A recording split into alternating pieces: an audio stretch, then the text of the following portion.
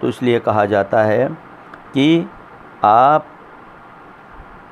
جو اپنے رشتے ہیں ان کے آپ قریب دیکھیں، اللہ کے نبی صلی اللہ علیہ وسلم کے چاچا تھے ابو لہب، ان کی جو چاچی تھی وہ جنگل جاتی تھی، سورہ لہب آپ پڑھتے ہیں، کانٹے چن کے لا کے بچھایا کرتی تھی، ٹھیک ہے۔ اللہ کے نبی صلی اللہ علیہ وسلم کے پیر زخمی ہوتے تھے، لہو لہان ہوتے تھے، کبھی کسی بھی تاریخ میں آپ نے پڑھا ہے کہ آپ نے ابو لہب کے ساتھ جھگڑا کیا ہو، جرگہ بٹھایا ہو؟ ایسا آپ نے نہیں سنا ہے۔ کیوں؟ کیونکہ یہ رشتہ تھا، اللہ کے نبی نے احترام دیا۔ آج دیکھو ہم نفرین کرتے ہیں، قیامت تک کرتے آئیں گے۔ اس کے جو غلط کردار ہے، برا کردار ہے، آج بھی لوگ کوستے ہیں، اس سے بچتے ہیں۔ تو تاریخ کے سینے پہ اچھا کردار بھی محفوظ ہوتا ہے، برا کردار بھی محفوظ ہو۔ تو اس لیے ہمیں رسول کی سیرت پہ، اس کے اسوے پہ چلنا چاہیے۔ کل کلاں ریفرنس مانگے تو ہم کہتے ہیں نا رسول کا ریفرنس دیں گے، ٹھیک ہے۔ برا کام کریں گے تو آپ خود سوچو ریفرنس کس کا دیں گے؟ ابو جہل کا دیں گے، ابو لہب کا دیں گے؟ یعنی آپ کا امیر ابو لہب ہے، ابو جہل ہے۔ تو اس طرح آپ سوچیں، ریفرنس اب آپ سے مانگیں تو آپ کے پاس ایسا ریفرنس ہو جس میں یعنی عزت ہو، جس میں شرافت ہو، جس میں بلندی ہو، جو بتاتے ہوئے آپ فخر۔ دیکھیں نا، آج بھی آپ خاندان کے اندر کوئی بچہ، کوئی بچی کسی اہم پوسٹ پہ پہنچتی یا کسی اسکالرشپ کو ون کرتی، پورے خاندان میں آج کل تو سوشل میڈیا میں فلاں بچی نے، فلاں بچے نے سر فخر سے بلند کر دیا، حالانکہ زندگی میں کبھی اس سے ملے ہی نہیں ہے۔ اب آپ یہ دیکھیں نا، گلگت بلتستان کے ابھی جو منسٹر بنی کے یعنی یہ نگراں سیٹ اپ میں وہ بیگ ہے، سمینہ بیگ ہے، کیا میں اور آپ کوئی بھی ان سے ملے ہیں؟ نہیں ملے۔ اس کا کمال کیا ہے؟ اس نے بہادری دکھائی، اس پہاڑ پہ وہ چڑھی ہیں۔ ہر کوئی کہتا ہے یار ہم سب کا جو ہے نا، ہمیں مطلب کہیں پہ بھی ریفرنس دینا ہو تو ان کا ریفرنس دیتے ہیں۔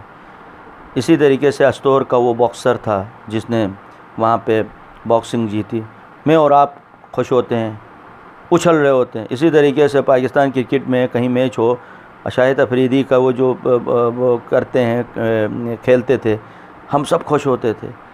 یہ کیا ہے؟ یہ سب جو بھی بہادری دکھائے، جو بھی ایسا کام کرے، ہم خوش ہوتے ہیں۔ سیم یہ تمثیلات ہیں، حالانکہ زندگی میں کبھی ہم نے ان کو دیکھا ہی نہیں، قریب سے ہی ملے نہیں ہیں، لیکن ہمیں خوشی ہوتی ہے سرسالی۔ تو آپ یہ زوم کریں کہ میں ایسی چیز کروں یا ایسا کام کروں جس سے لوگ مجھ پر فخر کریں۔ مولا علی علیہ السلام کا ایک فرمان ہے نا کہ جب تم زندہ رہو تو لوگ تم پر فخر کرے، جب تم دنیا سے چلے جاؤ تو لوگ جو ہے یعنی آپ کے لیے یعنی بے قرار ہو جائیں، بے تاب ہو جائیں، افسوس کرنے لگیں کہ کتنا اچھا بندہ تھا۔ یہ بنیادی طور پہ اسوہ ہے۔ اللہ کے پیارے نبی صلی اللہ علیہ وسلم نے ہمیں سمجھایا اس معاشرے میں ایسے کردار جو لوگوں کے لیے تکلیف کا باعث بنتے تھے، مصیبت کا باعث بنتے تھے۔ اب آپ نے تربیت کی، آپ نے ان کی بہترین انداز میں تعلیم انہیں دیا تو وہ دوسرے کے محافظ بنے۔ کل تک وہ قاتل تھے، آج محافظ بنے۔ تو ہماری بات چل رہی تھی، تو اس معاشرے کے اندر جو ویلیوز تھے، جو مر گئے تھے، جو اقدار تھے وہ مر گئے تھے، اللہ کے نبی نے اس میں جان ڈالی۔ جو رشتے تھے وہ رشتے ختم ہو گئے تھے، لالچ اس میں سما گئی تھی، اس کے اندر جو ہے آپ نے اس لالچ کو یعنی ایثار میں بدل دیا، قربانی میں بدل دیا۔ دیکھیں آپ کے گھر میں اچھا پکا ہے، ٹھیک ہے، میں جب آتا ہوں آپ وہ اچھا پکا کھانا آپ چھپا لیتے ہیں اور میرے سامنے سوکھی روٹی رکھ دیتے ہیں، ایک کردار یہ ہے۔ یا میرے سامنے کچھ بھی نہیں رکھتے ہیں، ٹھیک ہے، ایک کردار یہ ہے۔ دوسرا کردار کیا ہے؟ آپ کے گھر میں کھانے کو آپ کے لیے جو بنا ہے، رکھا ہے، آپ اس کو اپنی ذات کو مائنس کر کے مہمان کے سامنے رکھ دیتے ہیں. اب آپ دیکھو نا سورہ دہر میں وَيُطْعِمُونَ الطَّعَامَ عَلَىٰ حُبِّهِ مِسْكِينًا وَيَتِيمًا وَأَسِيرًا. یہ کیا ہے؟ اسوہ ہے کہ اللہ کے نبی کیا فرماتے ہیں؟ میرا خدا یہ کہتا ہے کہ میرے خاص بندے، میرے اپنے بندے، میرے چاہنے والے، وہ کیا کرتے ہیں؟ یتیم، مسکین، اسیر کو کھلاتے ہیں. واقعات آپ سنتے ہیں، میں مختصر کر رہا ہوں. یہ رسول کی تربیت ہے، یہ رسول کا گھرانہ ہے، یہ رسول کے اصحاب کرام ہے جو آپ کی تربیت میں رہے اور انہوں نے اس تربیت کو آگے بڑھایا. آج میرے سامنے اس وقت 47 بچے ہیں. ٹھیک ہے، آپ جب مجھ سے سنتے ہیں، کوئی سوال آپ کے ذہن میں آتا ہے، آپ مجھ سے کرتے ہیں اور اس بات کو کنفرم کرنے کے بعد آگے بڑھا دیتے ہیں، اور یہ سلسلہ قیامت تک جاری رہے گا. اس کو کہتے ہیں اسوہ، یعنی رسول کی ذات سے لے کے آپ آگے منتقل کرتے ہیں. اس کے مقابلے میں ایک ہے اسطورہ جس کا کوئی وجود ہی نہیں ہے. آپ فرض کرتے ہیں، خیال کرتے ہیں، اس میں آپ اپنی نفرت شامل کرتے ہیں، اپنا تعصب شامل کرتے ہیں، اپنی دشمنی شامل کرتے ہیں. کرنے کے بعد خواہ مخواہ رسول پہ بہتان لگا کہ رسول نے کہا ہے. کہاں کہا ہے بھائی؟ یہ تو آپ کا من کہہ رہا ہے. ٹھیک ہے، پچھلی دفعہ بات ہوئی تھی، میں ریپیٹ کر رہا ہوں اسوہ کے ضمن میں. مثلا آپ کے خاندان میں رشتہ دار ہیں، قریب ترین رشتہ دار ہیں، لیکن انتہائی یعنی اسطورہ پر عمل کرنے والے ہیں. بس مختصر کر رہا ہوں. آپ کا دل نہیں چاہ رہا ہے، لیکن حکم خدا کیا ہے، حکم رسول کیا ہے؟ عید، تہوار، خوشی، غم میں چونکہ رشتہ ہے ان کے ساتھ، تو آپ اپنے آپ سے بات کرتے ہیں. یعنی آپ مخاطب ہوتے ہیں خدا سے اور کہتے ہیں اے میرے اللہ، اگر آپ میری مرضی کرائیں تو اس بندی کی شکل دیکھنے کو بھی جی نہیں چاہتا ہے، کیونکہ اس کا کردار اتنا خراب ہوتا ہے کہ آپ کا دل ٹوٹا ہوا ہے اس سے. تو آپ کیا کہتے ہیں کہ اے میرے اللہ، اگر آپ میری مرضی کرائیں تو اس بندے کی شکل دیکھنا بھی میں گوارا نہیں کروں گا یا نہیں کروں گی، لیکن آپ کا حکم ہے صلہ رحمی کرنا، اس لیے میں آپ کے حکم کی وجہ سے اس گھر پہ یا اس بندے سے ملتا ہوں یا ملتی ہوں.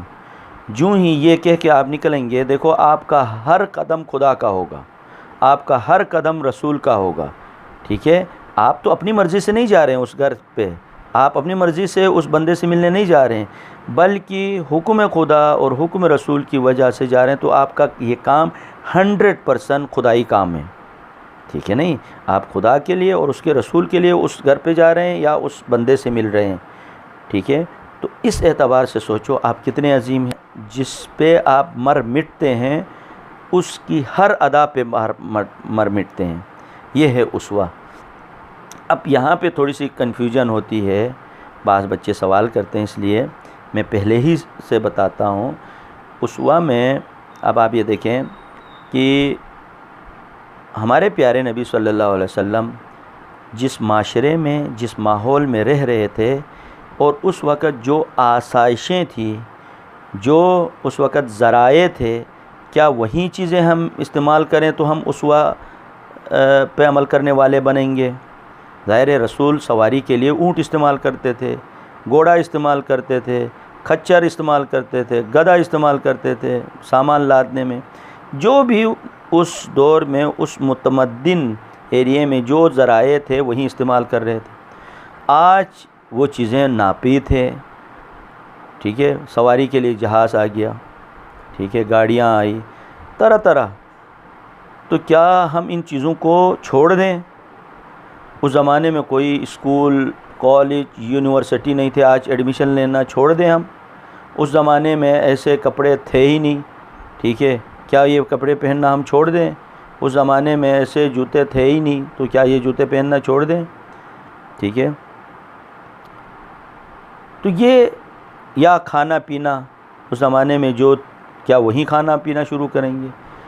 اگر یہ فکر ہماری ہوگی تو ہم اپنے گھر والوں کی آنکھ سے یعنی اتر جائیں گے، یعنی ہماری بات گھر والے ہی ایکسیپٹ نہیں کریں گے، ماں باپ ہی ایکسیپٹ نہیں کریں گے۔ آپ بیٹی کو رخصت کر رہے ہیں، بہن کو رخصت کر رہے ہیں، چلو یہ اس کو ایک گدھا پہ بٹھا کے لے جاؤ، اونٹ پہ بٹھا کے لے جاؤ، ٹھیک ہے، یعنی اس کو سواری کے طور پہ آپ یعنی اونٹ پہ لے جاؤ۔ پنڈی جانا ہے کہ رسول نے اونٹ پہ سواری، آپ ایک اونٹ لے آؤ یا گھوڑا لے آؤ، اس پہ سفر کرنا شروع کرو تو آپ مشکل میں پھنس جاؤ گے، جیسے کہ سورہ حجرات میں ہم پڑھ چکے ہیں، ٹھیک ہے۔ تو اس لیے یہ ہے اسوہ نہیں ہے۔ اسوہ کا مطلب کیا ہے؟ جیسے کہ میں سمجھانے کے لیے مثال دے رہا ہوں، یہ ہمیشہ کے لیے جب بھی اس طرح کوئی بات ہو اس کو آپ اس کو جواب دے دیں۔ وہ یہ ہے، مثلا نعت ہر کوئی پڑھتا ہے، تلاوت ہر کوئی کرتا ہے، ٹھیک ہے، اب اشعار ہر کوئی پڑھتا ہے، لیکن جس کی آواز میں سر ہے، اس میں فن ہے، اس میں اتار چڑھاؤ کے اصول سے واقف ہے، وہ جب پڑھتا ہے، چاہے تلاوت کرے، چاہے نعت پڑھے، چاہے منقبت پڑھے، تو ہم کتنے غور سے شوق سے اس کو سنتے ہیں۔ وہیں اشعار ہم دہرائیں، ہم پڑھنے کے لیے اسٹیج پہ پہنچیں تو پہلے جو سما تھا، اب کا جو سما ہے، اس میں کیا چیز آپ نے محسوس کی؟ اشعار بھی وہی ہے، الفاظ بھی وہی ہیں، ٹھیک ہے، پڑھنا بھی وہی، لیکن اس میں ایک خاص اسٹائل، خاص آواز میں اس کو پڑھنے سے سامنے والے ظاہر ہے ان کو بڑا مزہ آتا ہے۔ اگر اس انداز میں نہ پڑھیں تو سامنے والوں کو مزہ نہیں آتا ہے۔ اس انداز کا نام اسوہ ہے۔